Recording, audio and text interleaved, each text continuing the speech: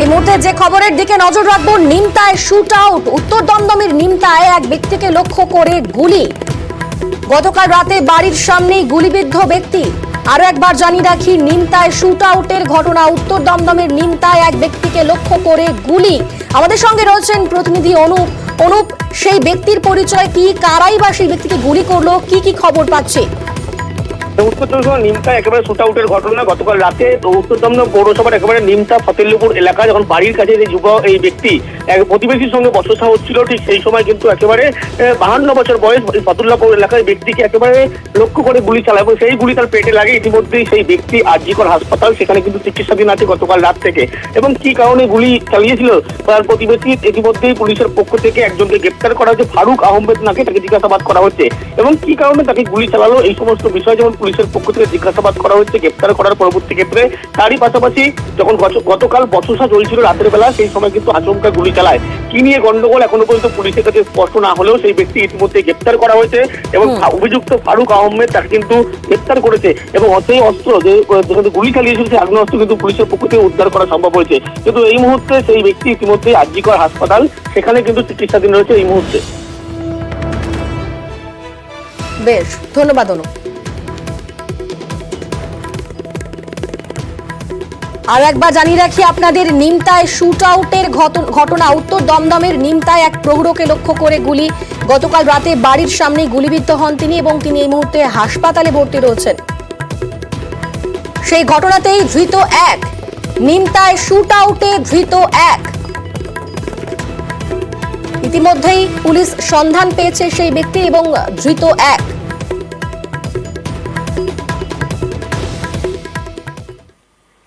ফের সোনার দোকানে চুরির ঘটনা। হাওড়ার ব্যাটরা, সেখানে সোনার দোকানে আবারও চুরির ঘটনা ঘটল। সোনার দোকান থেকে গয়না নিয়ে চম্পট। সিসি ক্যামেরার ধরা পড়ে সেই চুরির ঘটনা। দেখছেন সেই সিসি ক্যামেরার ফুটেজ। হাওড়ার ব্যাটরায় সোনার দোকানে চুরির ঘটনা।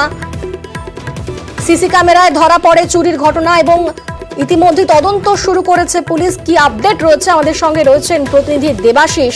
দেবাশিস, সেই চোরের কি হদিশ পাওয়া গেল? দেখো, এখনো পর্যন্ত চোরের কোনো হদিশ পাওয়া যায়নি। পুলিশের কাছে যে সিসিটিভি ফুটেজ, যেই ফুটেজের ছবি ধরা পড়েছে, সেই ছবি বিভিন্ন থানায় দেওয়া হয়েছে যে এই ব্যক্তিকে খুঁজে বার করা। একেবারে সোনার গয়না কিনতে আসার নাম করে নানা অছিলায় যে স্টাফরা রয়েছে তাদেরকে বিভিন্ন জায়গায় পাঠিয়ে দেওয়া, কখনো আংটি, কখনো হার, আবার কখনো কানের দুল, এই ধরনের বিভ্রান্ত তৈরি করে যখন এই এলাকাটা ফাঁকা হয়ে যায়, ঠিক তখনই আমরা যে সিসিটিভি ফুটেজ দেখছি যে একাধিকবার সে হাত বাড়ায় নেকলেসের দিকে, কিন্তু সুযোগ খুঁজে পাচ্ছিল না। হঠাৎ করেই একজন স্টাফকে একটি জায়গায় পাঠায় যেখানে একটি জিনিস বার করতে গেলে যথেষ্ট কসরত করতে হচ্ছে। এই সময় সেই সুযোগ নিয়ে হাত বাড়িয়ে একটা নেকলেস তুলে নিয়ে সোজা ব্যাগে করে নিয়ে তার পছন্দ হচ্ছে না সোনা গয়না, এই অজুহাতে বেরিয়ে যায়। প্রশ্ন ওঠে, এই অভিযোগ প্রথমে ধরা পড়েনি, কিন্তু গোনাগুনতিতে যখন হিসেব করতে যায় স্বর্ণ ব্যবসায়ী, তখন দেখছে একটা নেকলেস কম এবং সেই সময় সিসিটিভি ফুটেজ চেক করতে গিয়ে এই চুরি ধরা পড়ে। ইতিমধ্যেই ব্যাটরা থানার পুলিশ গোটা ঘটনার তদন্ত শুরু করেছে, তবে ব্যক্তিকে এখনো খুঁজে পাওয়া যাচ্ছে না। তবে হাওড়ায় ডোমজুড়ে ডাকাতি এবং পরপর এই ধরনের সোনার দোকানে চুরির ঘটনায় কিন্তু যথেষ্ট আতঙ্কিত স্বর্ণ ব্যবসায়ীরা। একেবারেই ধন্যবাদ দেবাশিস। পার্কে পুরসভার ময়লা ফেলা নিয়ে বিক্ষোভ। জঙ্গিপুরে পুরসভার গাড়ি আটকে বিক্ষোভ। 13 নম্বর ওয়ার্ডের কাউন্সিলরকে ঘিরেও বিক্ষোভ। সুভাষদ্বীপ পার্কে ময়লা ফেলা নিয়ে স্থানীয়দের ক্ষোভ। যে ছবি আপনারা দেখতে পাচ্ছেন, জঙ্গিপুরে পুরসভার গাড়ি আটকে বিক্ষোভ দেখানো হয়। সেখানে অভিযোগ উঠছে যে পার্কের মধ্যে পুরসভার ময়লা ফেলা হচ্ছে এবং জানিয়েই বিক্ষোভ। স্থানীয়রা বিক্ষোভ দেখান। সুভাষদ্বীপ পার্কে ময়লা ফেলা নিয়ে স্থানীয়দের বিক্ষোভ এবং এমনটা অভিযোগ উঠছে যে নজর এড়াতে সেখানে প্রতিদিন রাতে ময়লা ফেলা হয়। পার্কে ফেলা হচ্ছে পুরসভার ময়লা এবং তা নিয়ে রীতিমতো বিক্ষুব্ধ সেখানকার স্থানীয়রা। তারা পুরসভার গাড়ি আটকে বিক্ষোভ দেখান। 13 নম্বর ওয়ার্ডের কাউন্সিলর, তাকে ঘিরেও বিক্ষোভ দেখান স্থানীয়রা।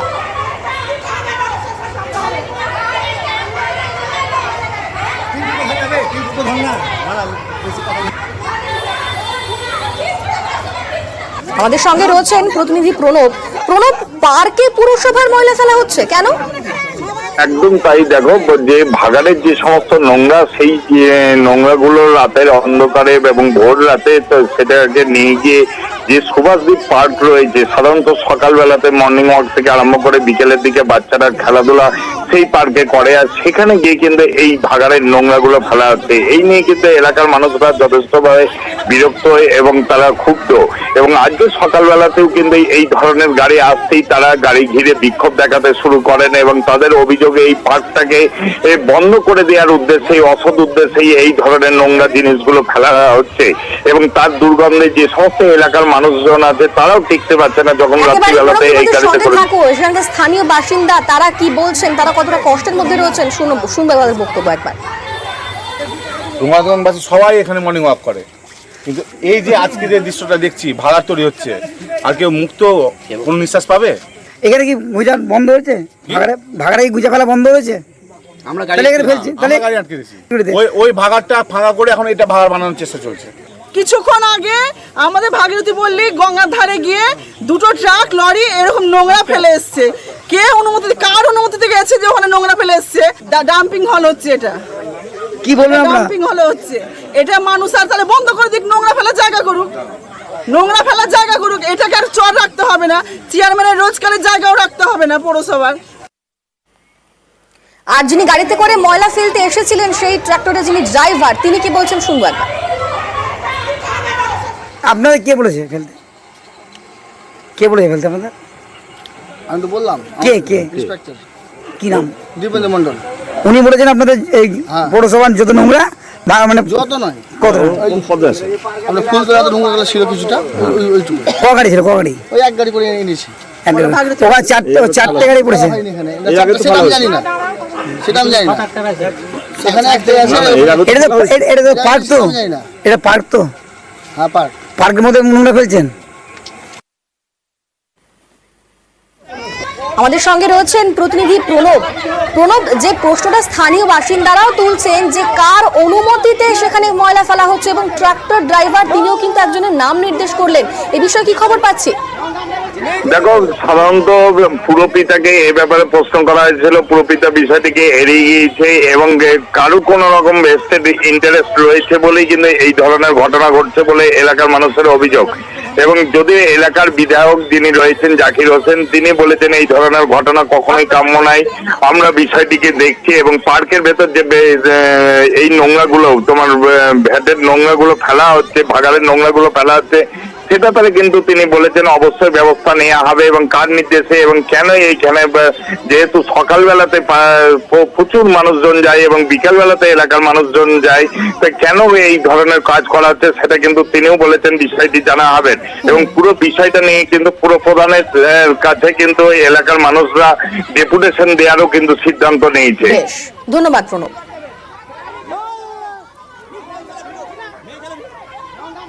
ঘাট পরিপূর্ণ হয়ে গেছে, পৌরসভা ফেলার জায়গা পাচ্ছে না, জায়গা কেনার চেষ্টা করছে।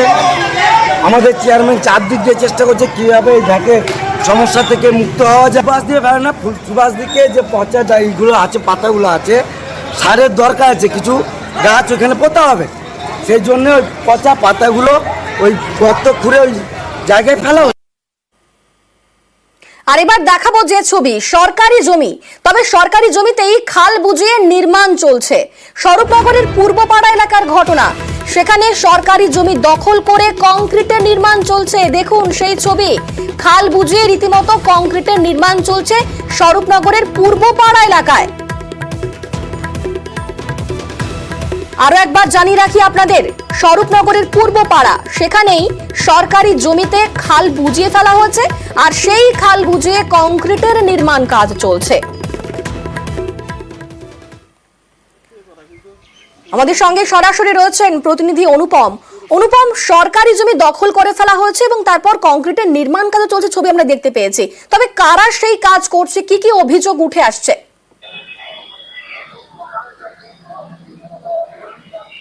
হ্যাঁ দেখো, এই যে স্বরূপনগরের যে সারাপুর নির্মাল পঞ্চায়েতের পূর্ব পাড়ায় এখানে দেবদাস গোলদার নামে এক ব্যক্তি তার বাড়ির সামনে যে সরকারি খাল আছে সেই সরকারি খাল বুঝিয়ে সেই সরকারি খালের ওপরে একদম অবৈধ নির্মাণ তৈরি করেছে, এবং যে শুধু নির্মাণ যে এখানে দোকান হবে এরকম বা ছোটখাটো নির্মাণ না, একদম পুরো একদম বাথরুম দিয়ে ঘর দিয়ে একটা বসত বাড়ি তৈরি করারই কিন্তু পরিকল্পনা করেছে, এবং সেটার প্রায় অধিকাংশটাই কমপ্লিট হয়ে গেছে, কমপ্লিট হওয়ার মুখে। এবং এইটা দীর্ঘদিন ধরেই চলে আসছে। এবং এই যে দেবদাস গোলদার, এই দেবদাস গোলদারের দাদার সঙ্গে যখন দেবদাস গোলদারকে খোঁজ করলে দেবদাস গোলদারের সঙ্গে আমরা যোগাযোগ করতে পারিনি, কিন্তু তার দাদার সঙ্গে যখন আমরা যোগাযোগ করি তার দাদা কিন্তু পরিষ্কার বলেছে যে এই যে কনস্ট্রাকশনটা এটা বেআইনি, এটা ঠিকই তিনি মেনে নিয়েছে। এবং তিনি এটাও বলেছে যে সেইখানকার যে সেই যে বুথের যে সদস্য বিজেপি সদস্য তিনি নাকি এর পারমিশন দিয়েছে, যদিও সেই বিজেপি সদস্য এই যে তার বিরুদ্ধে তোলা যে অভিযোগ সে অভিযোগ অস্বীকার করেছে।